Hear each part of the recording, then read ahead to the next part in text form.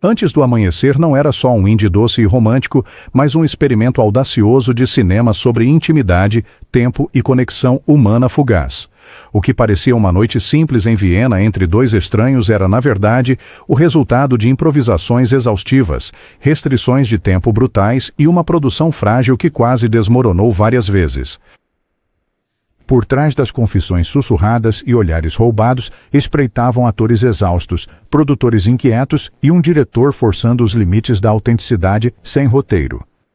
Hoje vamos abrir as cortinas para 20 fatos estranhos sobre Antes do Amanhecer, histórias de caos, criatividade e conflito que mudaram para sempre a forma como as histórias de amor eram filmadas.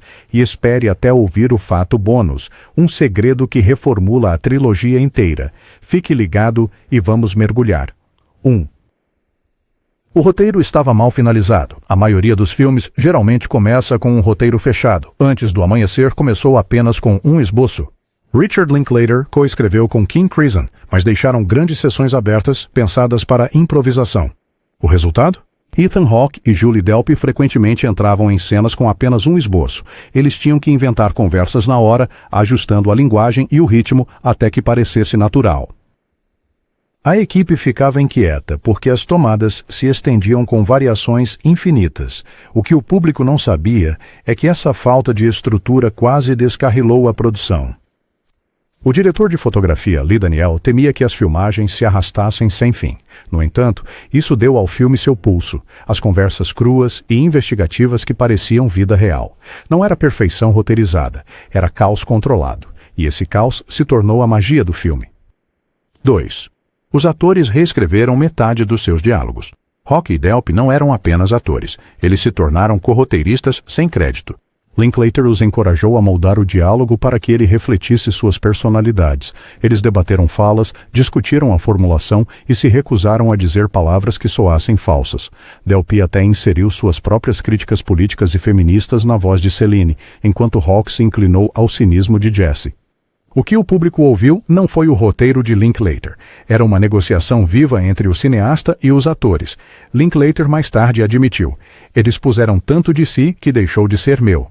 Não era só atuação, era autoria, e essa indefinição de limites é porque o público sente que está a espiar conversas reais em vez de assistir a uma performance.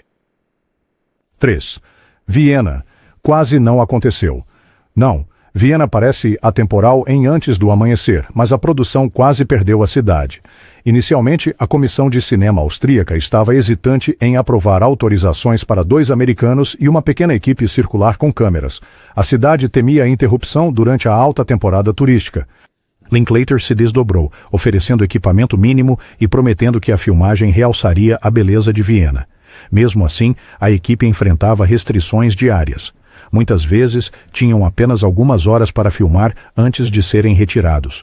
Alguns locais icônicos, como a roda gigante do Prater, quase não foram usados até negociações de última hora. O aparente vagar fácil era uma batalha logística constante, não o abraço aberto de Viena, mas sua tolerância relutante. 4. O filme inteiro foi filmado em apenas 25 dias. O tempo não estava a seu favor. A equipe tinha menos de um mês para filmar uma história de amor em tempo real. Eles filmavam de 12 a 14 horas por dia, lutando contra a exaustão. O clima tornou-se o inimigo. Chuvas repentinas forçavam a reorganização do cronograma, e a luz forte do verão complicava a continuidade. Hawke admitiu que ele e Delpy estavam frequentemente delirando de fadiga, brincando que o cansaço deles alimentava a autenticidade de 2 estranhos que passavam a noite acordados. O que o público não percebia é que o naturalismo de Antes do Amanhecer não era nada vagaroso. Foi forjado em velocidade implacável, não um passeio tranquilo, mas uma corrida por Viena antes que o orçamento evaporasse. 5. A briga quase acabou. A química de Ethan e Julie. Na tela, Jesse e Celine irradiavam ternura. Fora da tela, as faíscas às vezes viravam atrito. Durante um ensaio, Hawke teria rejeitado uma das falas sugeridas por Delpy como muito pretensiosa, provocando uma discussão acalorada. Delpy retrucou, acusando-o de arrogância. Os membros da equipe prenderam a respiração. A química frágil estava se desfazendo? Mas Linklater não se desesperou. Ele sabia que a tensão impulsiona a performance. Ele Aquele conflito nos próprios desentendimentos brincalhões dos personagens. O que poderia ter afundado o projeto, em vez disso, aguçou as brincadeiras que definem o filme. A tensão não foi apagada, foi transformada, tecida no DNA da história de amor de Jesse e Celine. 6. O filme foi inspirado por um encontro de uma noite. Richard Linklater não tirou antes do amanhecer do nada. A história inteira surgiu de sua própria memória de conhecer uma mulher chamada Amy Lehrhaupt na Filadélfia em 1989. Eles passaram uma noite vagando pela cidade, conversando até o amanhecer. Linklater nunca mais a viu, mas a experiência o assombrou. Anos depois, ele a transformou na Odisseia de Jesse e Celine. O toque trágico? Amy morreu num acidente de moto antes do lançamento do filme, algo que Linklater só descobriu anos depois. A magia do romance fugaz do filme está enraizada numa perda real e dolorosa, não apenas ficção, mas memória, não apenas romance, mas luto por uma conexão interrompida. Esse tom fantasmagórico persiste em cada fala sussurrada, tornando o final do filme mais do que cinematográfico. É um assunto muito pessoal. 7. Julie Delpy. Sentia-se desvalorizada. Julie Delpy revelou mais tarde que ela e Hawke não foram pagos igualmente, apesar de terem contribuído igualmente para os diálogos do filme. Ela também sentiu que os críticos muitas vezes creditavam Linklater e Hawke pelo roteiro, ignorando a sua contribuição. Delpy admitiu: "Nós escrevemos a maior parte dos diálogos. Fomos nós, nossas palavras, nosso ritmo. Essa exclusão tornou-se parte de sua frustração vitalícia com o tratamento de Hollywood às atrizes." O que o público não sabia enquanto assistiam à feroz independência de Celine era que a própria Delpy, nos bastidores, lutava por reconhecimento.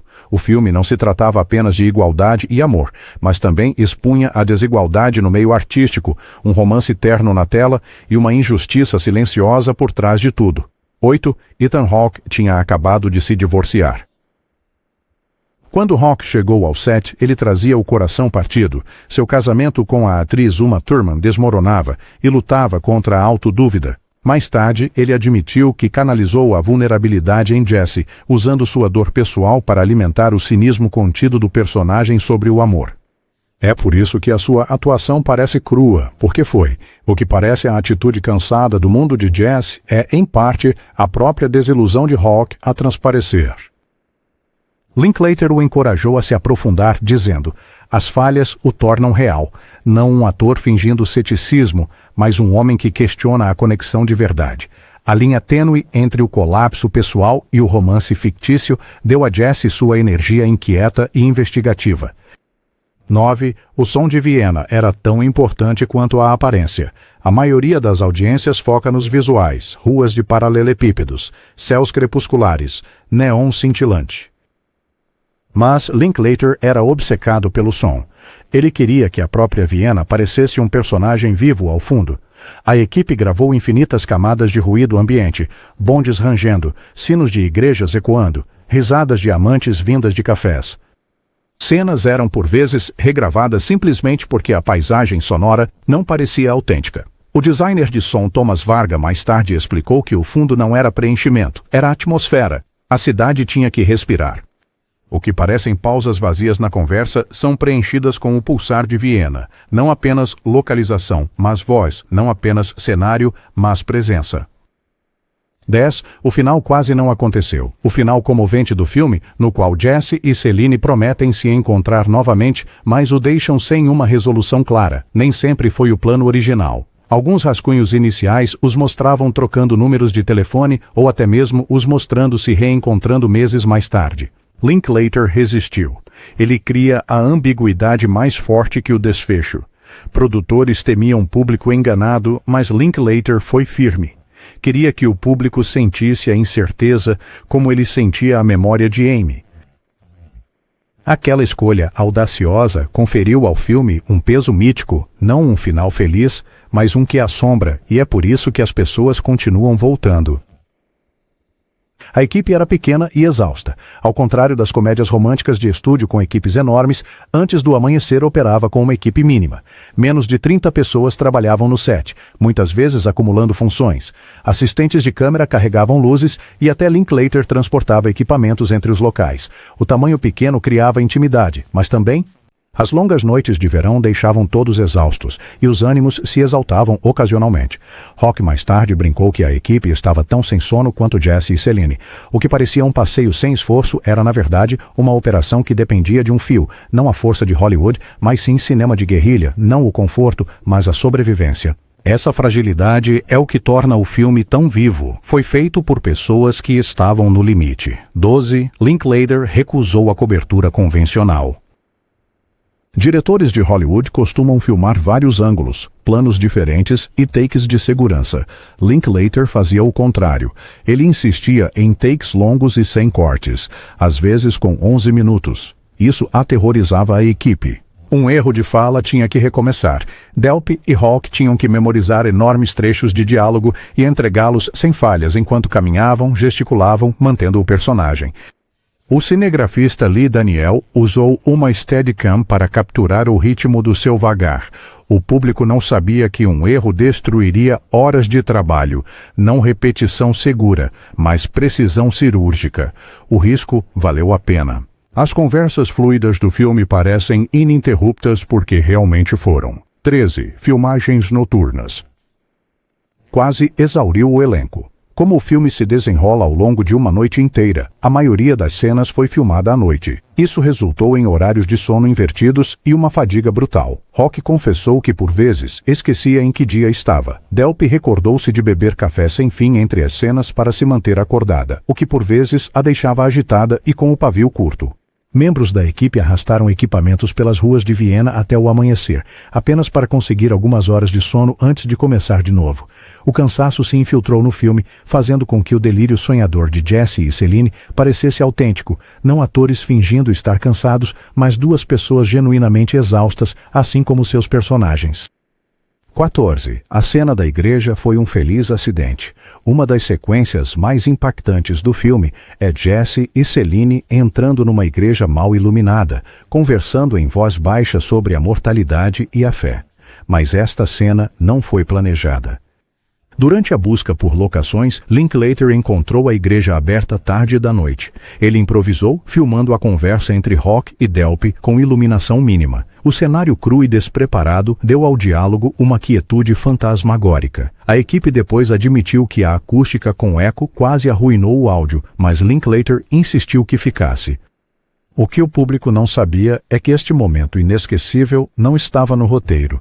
Foi serendipidade, não concebido, mas descoberto, não planejado, mas encontrado como o próprio amor. 15. Os críticos acharam que seria um fracasso. Quando Antes do Amanhecer estreou em Sundance em 95, os críticos estavam céticos. Muitos o descartaram como apenas duas pessoas conversando. Alguns distribuidores temiam que ninguém pagaria para ver um filme sem ação, sexo ou enredo tradicional. No entanto, o boca a boca cresceu. O público se conectou com sua honestidade e as críticas começaram a mudar. Quando alcançou um lançamento mais amplo, tinha se transformado de um indie quase fracassado em um clássico cult. O que parecia frágil se tornou duradouro, não um fracasso, mas uma base, que eventualmente geraria duas sequências e redefiniria o gênero do romance moderno. 16. A cena da cabine telefônica foi filmada num único plano. Um dos momentos mais carregados emocionalmente ocorre quando Jesse e Celine ligam para amigos para fingir que estão a descrever um ao outro. O que parece divertido à superfície esconde uma vulnerabilidade dolorosa. Linklater filmou em uma única tomada, temendo que o frescor sumisse se repetido. Hawk e Delpy improvisaram metade do diálogo, a hesitação e o riso. Totalmente espontâneos. A equipe ficou em silêncio, vendo a magia acontecer. Quando Linklater gritou, "Corta", ninguém ousou falar por alguns segundos. Não era apenas uma cena, era um raio engarrafado. Não era atuação polida, mas dois humanos se expondo.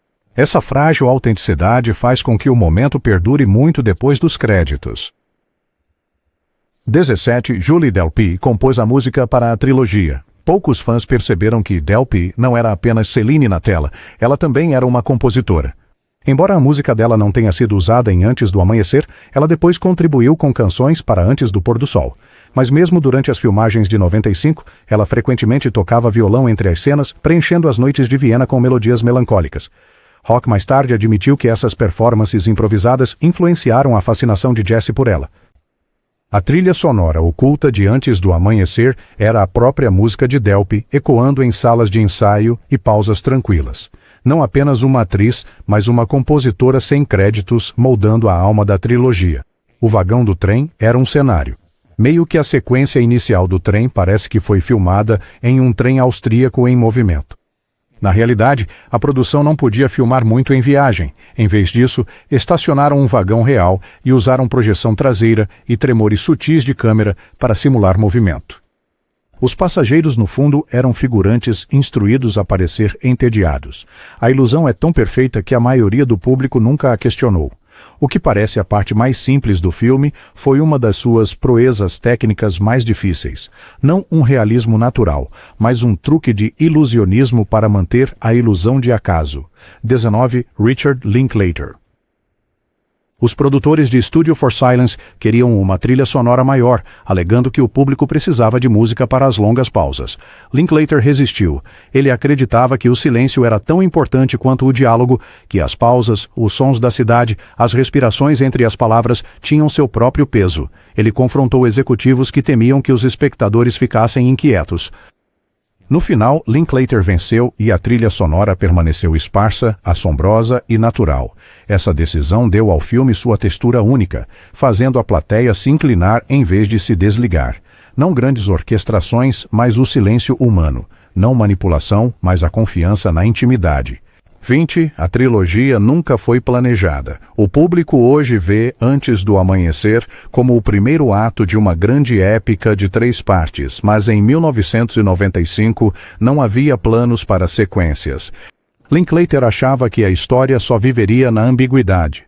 Foi só anos depois que Hawke e Delpy se reconectaram com ele que a ideia de revisitar Jesse e Celine a cada 9 anos surgiu. A trilogia se tornou um dos legados acidentais mais notáveis do cinema. O que começou como uma frágil experiência indie tornou-se uma meditação de décadas sobre amor, tempo e mortalidade. Não um plano, mas um milagre. Uma curiosidade extra, o final contém uma despedida secreta. Espectadores atentos notaram que depois que Jesse e Celine se separam, Linklater volta a todos os lugares que visitaram, agora vazios. As tomadas demoram o suficiente para parecer uma procissão fúnebre pela noite deles juntos. O que a maioria não sabia é que Linklater adicionou essas inserções depois que a edição terminou, sentindo que o filme precisava de um epílogo silencioso. Transforma o fim de Promessa em luto silencioso. Esses bancos, becos e parques vazios não são só cenário, são fantasmas de um amor que já se apaga. Não só romance, mas Requiem. Antes do Amanhecer não foi construído sobre espetáculo. Foi construído sobre risco, confiança, improvisação, exaustão e emoção pura. O que parecia 2 atores caminhando por Viena era, na verdade, um ato de corda bamba de disciplina cinematográfica e química frágil. E desse caos surgiu uma das histórias de amor mais duradouras do cinema. Se gostou de desvendar estes segredos, não se esqueça de curtir, se inscrever e compartilhar, porque todo grande filme esconde uma história que você nunca ouviu. E lembre-se, às vezes, uma noite pode durar para sempre.